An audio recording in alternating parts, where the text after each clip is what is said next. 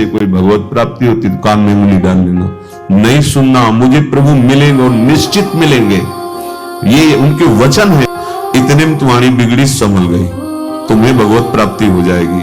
चाहे जितने जन्म तुम बिगाड़ किए हो, तुम्हें भगवत प्राप्ति कितने में हो जाएगी। गोस्वामी जी बोल रहे हैं, बोले अभी हृदय में स्वीकार करो कि हे प्रभु मैं आपका। गोस्वामी जी कोई साधन आप बता रहे हैं, दुर्लभ बात को पकड़ लो, कोई साधन बल नहीं तुम्हें पहुंचा सकता प्रभु के पास। ये हम भी कह रहे हैं, एकमात्र आश्रय बल आज तक जिसको कभी भी कहीं भी भगवत प्राप्ति हुई, वो अपने साधन बल से जब हार करके पुकारा है तो भगवान मिल गए। तो ये तुम्हारे हाई क्या साधन है, तुम क्यों नहीं हार जाते, क्यों नहीं स्वीकार कर लेते, हे प्रियालाल मैं आपका हूं, हे लाडली मैं आपका हूं। हम कोई प्रवचन नहीं कर रहे, हम हृदय खोल के आपके सामने रखते हैं, हमें कोई परवाह नहीं।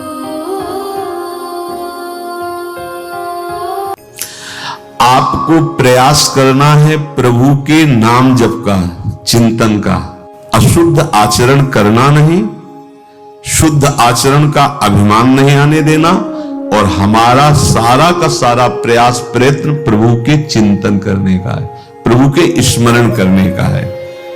आप भाव करके देखो, भगवान की प्राप्ति दुर्लभ है। भगवान अपने घर के हैं भाई, माया भगवान की घरनी है, जिसे तुम अपनी घरनी बनाना चाहते हो। कभी नहीं बना पाया कोई और न बना पाओगे। मायापति सिर्फ भगवान है, दूसरा कोई नहीं। और आप सब माया को अपनी घरनी बनाना चाहते हो, नहीं स्वामी बनना चाहते हो ना माया के। कौन हो? भगवान अपने घर के हैं भाई। भगवत प्राप्ति कोई बहुत दुर्लभ बात नहीं है, दुर्लभ बात है माया के आकर्षण से बच पाना। भगवान की प्राप्ति, हाथ उठा के कहता हूं, ये तो कभी शब्द कान में मत पड़ने देना, नहीं तो जन्म बिगड़ जाएगा। जहां कोई कहे कि ऐसे कोई भगवत प्राप्ति होती तो कान में उंगली डाल लेना। नहीं सुनना, मुझे प्रभु मिलेंगे और निश्चित मिलेंगे, ये उनके वचन है। ये यथामाम प्रपद्येत। गोस्वामी जी बहुत सुलझे हुए महापुरुष हैं, तुलसीदास जी महाराज। इसमें हमें ये बताओ कि इसमें क्या शब्द कहा है। पहला शब्द है बिगड़ी जन्म अनेक की, समझ में आ गया। अब ही सुधरे आज, ये भी बस समझ, आज अभी सुधर जाएगी। क्या कह रहे हैं? हो ही राम को, बस इतने में रुक जाओ। इतने में तुम्हारी बिगड़ी संभल गई, तुम्हें भगवत प्राप्ति हो जाएगी। चाहे जितने जन्म तुम बिगाड़ किए हो, तुम्हें भगवत प्राप्ति कितने में हो जाएगी। गोस्वामी जी बोल रहे हैं, बोले अभी हृदय में स्वीकार करो कि हे प्रभु मैं आपका। गोस्वामी जी कोई साधन आप बता रहे हैं। अब जितनी श्वासें और जीवन बचा है तो नाम जप, काम तो यहां हो गया। अब नाम इसलिए जपो कि ये बात तुम्हारे हृदय में दृढ़ हो जाए, जो स्वीकार किया है दृढ़ हो जाए। और नाम जपने में जो तुम्हें बाधा पहुंचाते हैं, तज कुसुमाज, गंदी बातों का त्याग करो। ये बाद के बाद कही है। भगवत प्राप्ति की बात तो इतने से हो गई कि अब ही सुधरे आज हो ही राम को। ये बहुत चिंतन की हुई, शोधी हुई बात है। अब हम कह तो रहे, एक बार बरसाने में भी गहवर बन के पहले साकरी खोर में बैठ करके कहा था कि हमारी श्री जी के प्रति जिसके हृदय में ये बात आ जाएगी कि हमारे माई श्यामा जी को राज आज इस परम पावन भूमि पर बैठ कर कह रहे हैं, निश्चित उसको श्री जी प्राप्ति निश्चित होगी। श्री जी निश्चित, पर दिमाग में नहीं टिकेगा जिसको श्री जी की प्राप्ति नहीं होनी, वो हमारी बात बैठा ले नहीं पाएगा। वो एकांत में कुछ लोग साथ हैं।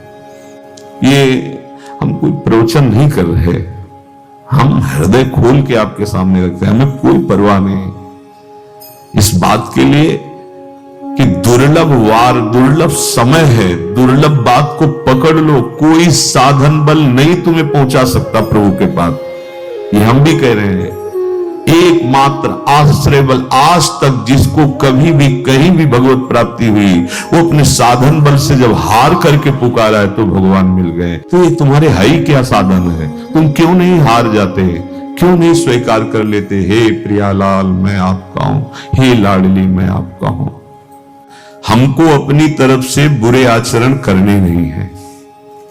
अगर चूक हो जाती है तो भगवान की कृपा उस चूक को सुधार देती है। फिर क्या होता है, हमारा एक ही प्रयास होना चाहिए केवल भगवत चिंतन।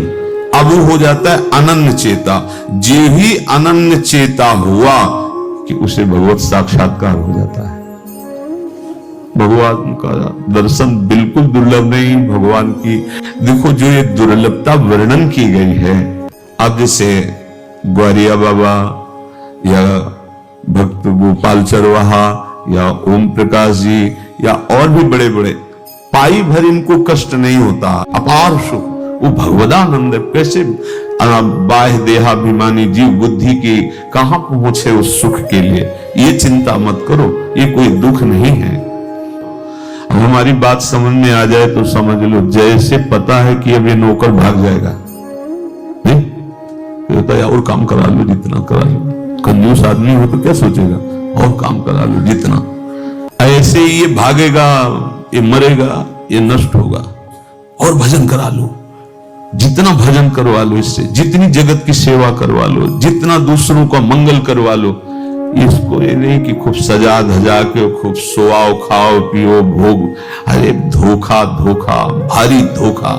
इससे दुलार करना धोखा, इसका बहुत दुलार करना मतलब दुर्गति का पूरा पक्का इंतजाम कर लेना। अब ये बात सबकी समझ में नहीं आएगी। शरीर को आराम देने की वृत्ति, सुख देने की वृत्ति, विलासिता की वृत्ति, ये साधक को साधना में, उपासना में आगे नहीं बढ़ने देती और ये अधिक दुख और चिंता प्रदान करने लगती है। तो उपासक को परम सुंदर, परम सुखदायक, नित्य सच्चिदानंद में प्रभु से प्रेम करना है। तभी हमारा यावागमन, तभी दुख चिंता शोक नाना प्रकार की विपत्तियों से हम बच पाएंगे। इसलिए बहुत सावधान रहे शरीर की विलासिता से। अब आगे की बात कह रहे, साधक बोलने में चूक ना करे। अगर बोलने में सावधानी नहीं करेगा, सावधानी नहीं रखेगा, तो जबान से जो भजन होता है उसका प्रभाव रुकने लगेगा और आपका मन भजन से हटने लगेगा। पहली सावधानी, पहला नियम लो कि हमको बहुत बोलना नहीं है। पहला संयम वाणी का लो, हमें बिना किसी विशेष कारण के बोलना नहीं है। और ये ज्यादा परेशानी इसमें नहीं पड़ेगी यदि नाम जापक हो। अब एक बार बताया था पीछे कि अब सबको अलग अलग अनुभव होते हैं ना, अलग अलग भजन का। जैसे अपने गुरुदेव भगवान ने बताया था संन्यास मार्ग में कि निरंतर मंत्राकार वृत्ति करने के लिए ये जिह्वा का अग्रभाग, तालू और दांत के सब जहां जोड़ है वहां, जैसे मतलब वो तो अंदर का विषय है ना, नीचे की तरफ होगा तो विषय चिंतन होगा पक्का। आप देखना जब विषय चिंतन हो रहा होगा तो जिह्वा का अग्रभाग नीचे के दांतों की तरफ होगा और ये मुद्रा आ जाती है और मंत्र का हल्का सा होता है। अब बोलने की हिम्मत ही नहीं पड़ेगी। कोई बात करना चाहेगा तो आप मुंह फेर के जाना, क्योंकि जब तक हटाओगे नहीं जिह्वा का अग्रभाग, तालू और ऊपर के दांत की जहां से ज्वाइंट है, ऐसे ये मुद्रा देखना भजनानंदी महात्माओं को। या तो उपांशु में अगर वाचिक नाम जप रहे तो ऐसे चलता मिलेगा, और जो थोड़ा अंतर की तरफ अब आपका मंत्र चल रहा है तो आपको बोलने की हिम्मत ही नहीं होगी। जब बोलने का आएगा तो एक मन से अब उसको हटाना पड़ेगा ना जिह्वा का अग्रभाग नीचे, तभी तो बोल पाओगे। तो व्यर्थ की बातें अपने आप बंद हो जाएंगी। दूसरी बात, अगर बोलना है तो पहले ये देख लेना है कि हमारी इस वाणी में किसी की निंदा तो नहीं हो रही है। कभी कभी प्रशंसा करते करते निंदा हो जाती है, यार बहुत अच्छे वो साधक हैं, बहुत अच्छा, मतलब क्या उनकी दिनचर्या ऐसे ऐसे ऐसे, और भी हमने देखा है उनका बस ये और यहां तक तो ठीक था, इसके आगे जो हुआ तुम्हारे सुकृत नष्ट करने वाला हो जाएगा। वाणी पहली बात तो हमको ज्यादा बोलना नहीं है, उचित बोलना है। उसमें देखना किसी की निंदा तो नहीं हो रही। जैसे यार बहुत बढ़िया पोशाक ठाकुर जी की है, और वहां जब गए ना देखा ना, अरे अपने ठाकुर जी की पोशाक के आगे कुछ नहीं थी, मर गए तुम, क्या कर डाला? तुम्हारी तो ठाकुर थे, एक जगह प्रशंसा कर दी, एक जगह निंदा कर दी।